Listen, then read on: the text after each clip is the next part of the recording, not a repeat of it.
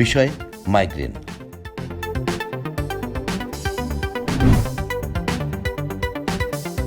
Migraine বলতে আমরা কি বুঝি? আসলে মাইগ্রেন যেটা নিউরোলজিতে আমরা সবসময় কমনলি ফেস করি, একটা মাথা ব্যথা বলা হয়। মেনলি মাথা ব্যথার একটা একটা টাইপ হলো মাইগ্রেন। তাহলে মাথা ব্যথাটা আসলে কি? মাথা মানে হেডেক, মাথার ব্যথা, সেটাই। তাহলে মাথা ব্যথা দুই ধরনের আছে, একটা প্রাইমারি হেডেক আর একটা হলো সেকেন্ডারি। অর্থাৎ যে প্রাইমারি হেডেক, এই প্রাইমারি হেডেকের একটা অংশ হলো আপনার মাইগ্রেন। তাহলে মাইগ্রেন এটা একটা মাথা ব্যথা, তাহলে যেটা সেকেন্ডারি না প্রাইমারি যেটা, সেটাকে মাইগ্রেন বলা হয়। মাইগ্রেনের কারণগুলো কি কি? আসলে মাইগ্রেনের কারণের মধ্যে বলতে গেলে হয়, মাইগ্রেন প্রথমে আমাদের জানতে হবে মাইগ্রেন জিনিসটা কি, কীভাবে হয়, কেন হয়। তাহলে প্রাইমারি হেডেকের অ্যাকচুয়ালি কারণ হলো আমরা ইনিশিয়ালি ডায়াগনোসিস হিসেবে কিছু পাই না, সেকেন্ডারি হেডেকের স্পেসিফিক কারণ থাকবে। এই কারণে মাইগ্রেন হেডেকের কারণের মধ্যে যেটা আমরা বলতে গেলে, এইটা বিশেষ করে মেল ফিমেল দুজনেরই হতে পারে, এবং ফিমেলদের ক্ষেত্রে বেশি হতে পারে, কারণ ওদের রিপ্রোডাক্টিভ এজ গ্রুপের ব্যাপার আছে, ওদের হরমোনাল ইমব্যালেন্সের ব্যাপার আছে। আর তার উপর আছে অনেক সময় মাইগ্রেনের কিছু ইনসাইটিক ফ্যাক্টর রয়েছে, যেটা অনেকের রোদে গেলে মাইগ্রেন হয়, মাথা ব্যথাটা হয়, জার্নিতে হয়। তারপর মহিলাদের ক্ষেত্রে অনেক সময় মাসিকের পিরিয়ডে মাইগ্রেন থাকলে ওই ব্যথাটা একটু অ্যাগ্রেভেট করে। তারপর যাদের ঘুম কম হয়, যারা আমরা অনেক সময় আজকালকার ছেলে মেয়েদের অনেক সময় রাত জাগার অভ্যাস বেশি, সেই হিসেবে ওদের প্রফেশনাল ঘুমটা হয় না। আর তার উপর আরেকটা যেটা মাইগ্রেনের জন্য আমাদের যেটা হয়, আমাদের সবাই স্ট্রেসফুল কন্ডিশনে থাকি মানে আমরা যেটাতে আমরা বলি যে ঘুমটা কম হয়, পড়ালেখার স্ট্রেস বলেন, আর যাদের অনেক সময় অন্য কোনো কারণে অতিরিক্ত টেনশন করেন, তারপর যেটাতে স্ট্রেসফুল কন্ডিশনটার সাথে অলওয়েজ এক্সপোজারে, এইটাও মাইগ্রেনের জন্য অন্যতম দায়ী। আর আরেকটা যেটা বিশেষ ব্যাপার হয়, কোনো কারণ ছাড়াও কিন্তু মাইগ্রেন হতে পারে। আর আমাদের শারীরিক স্থূলতা, এইটাও কিন্তু মাইগ্রেনের জন্য অনেক সময় দায়ী হয়। সেটাই মেনলি আসলে মাইগ্রেনের অন্যতম কারণ। এর সাথে আমরা যদি মাইগ্রেনের সাথে, যেটা প্রাইমারি হেডেক, মাইগ্রেনের সাথে যদি আমরা অন্য কিছু চিন্তা করি, সেকেন্ডারি হেডেক, যেটা আজকের টপিকস না, তারপরও আমি বলি, এই সেকেন্ডারি হেডেক মানে যে হেডেকের সাথে আমরা উল্লেখযোগ্য কারণ পাওয়া যায়, সেটাকে আমরা সেকেন্ডারি হেডেক বলি। তাহলে আমাদের মাইগ্রেন সেটা থেকে, সেকেন্ডারি হেডেক থেকে আমরা কীভাবে ডিফারেন্স করব? এক নম্বর হলো কোনো আমরা স্পেসিফিক ফোকাই পাবো না ওই মাথা ব্যথার। আর দুই নম্বর হলো যেটা ঘুমটা প্রপোর্শনেট না হলে, তারপর হলো রোদে গেলে। আবার অনেক সময় যেটা বলা হয় মাইগ্রেন খাওয়ার ক্ষেত্রেও হতে পারে। অনেকে যেমন স্পাইসি ফুড, অতিরিক্ত চকলেট, আবার কি বলা হয় কফি খেলে অনেকের হতে পারে, আবার অনেকের নাও হতে পারে।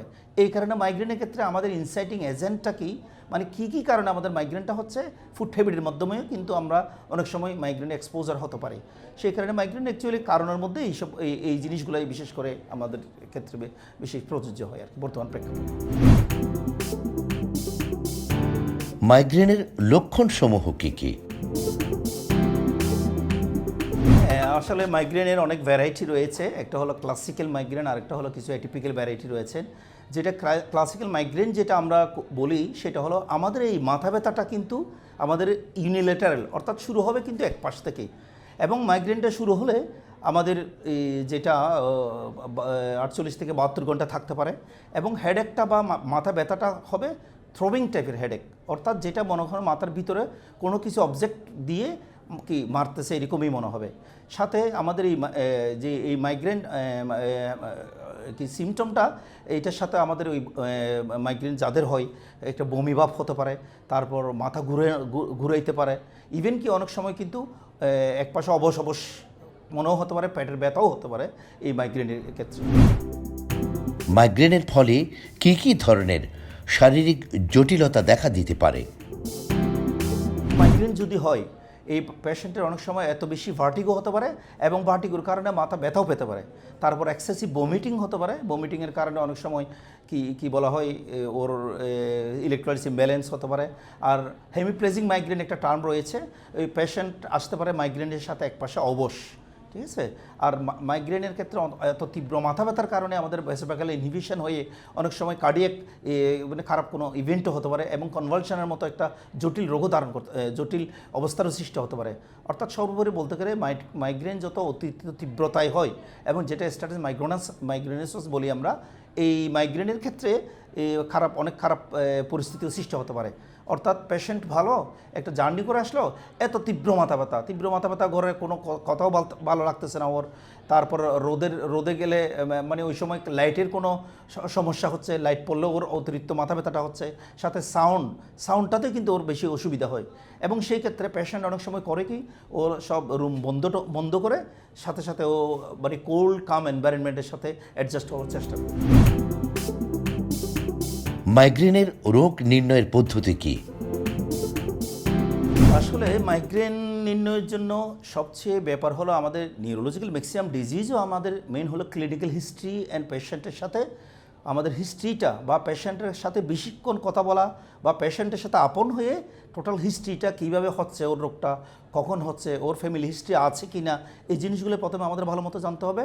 অর্থাৎ ইনভেস্টিগেশনের সাথে আমাদের হিস্ট্রির সবচেয়ে বেশি ব্যাপার হলো পেশেন্টের আমাদের হিস্ট্রিটা নেওয়া, এক্সামিনেশন করা, সেই হিসাবে আমরা মেইনলি নির্ণয় করতে পারি।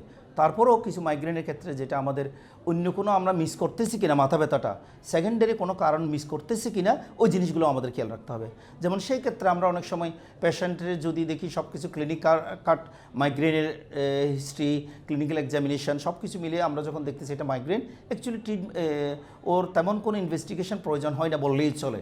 তারপরও অনেক ক্ষেত্রে আমাদের যেটি সেকেন্ডারি হেডেক, যেটা অনেক সময় সেকেন্ডারি হেডেকের কারণের মধ্যে যেমন ইন্ট্রাক্রানিয়াল টিউমার বলা হয়, মেনিনগোএনকেফালাইটিস হতে হয়, তারপর অন্য কোনো আর জ্বর থাকলেও মাথা ব্যথা হতে পারে। এরকম যদি সেকেন্ডারি হেডেকের কারণটা আমরা এক্সক্লুশনের জন্য সেই হিসাবে কিছু ইনভেস্টিগেশন করে থাকি, লাইক যেমন কমপ্লিট ব্লাড কাউন্ট, তারপরে স্থূলকায়ের জন্য আমরা আরবিএস বা জেনারেল কিছু পরীক্ষা নিরীক্ষা করি। এর পরবর্তী যদি স্পেসিফিক কোনো কিছু করতেই হয় সেই ক্ষেত্রে আমরা ম্যাগনেসিয়াম এমআরআই অথবা সিটি স্ক্যান অবস্থার প্রেক্ষিতে আমরা করি। মাইগ্রেনের চিকিৎসা পদ্ধতি কি?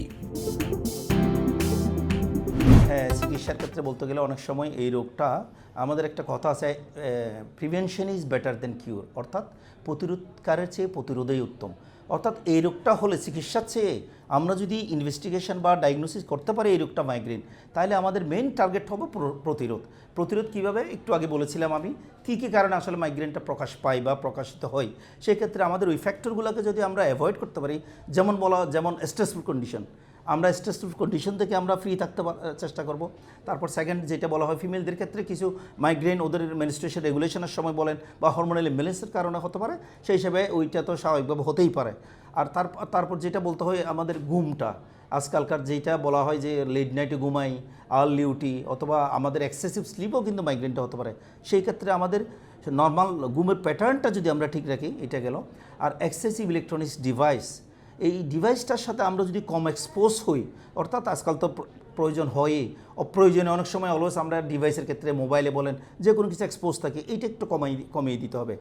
আর যেটা আর সবচেয়ে বলতে হয় আমাদের এই যে আমাদের বাচ্চারা বলা হয় আমরা যেমন ফেটি ফুড, জাঙ্ক ফুডের প্রতি একটু অভ্যস্ত বেশি, পিৎজা যে কোনো একটা কিছুতে আমরা এই খাবারটা খাই, যার ধরনের স্থূলকায় বডি আমাদেরটা হয়, সেই ক্ষেত্রে আমাদের ওজনটা কমাই ফেলতে হবে।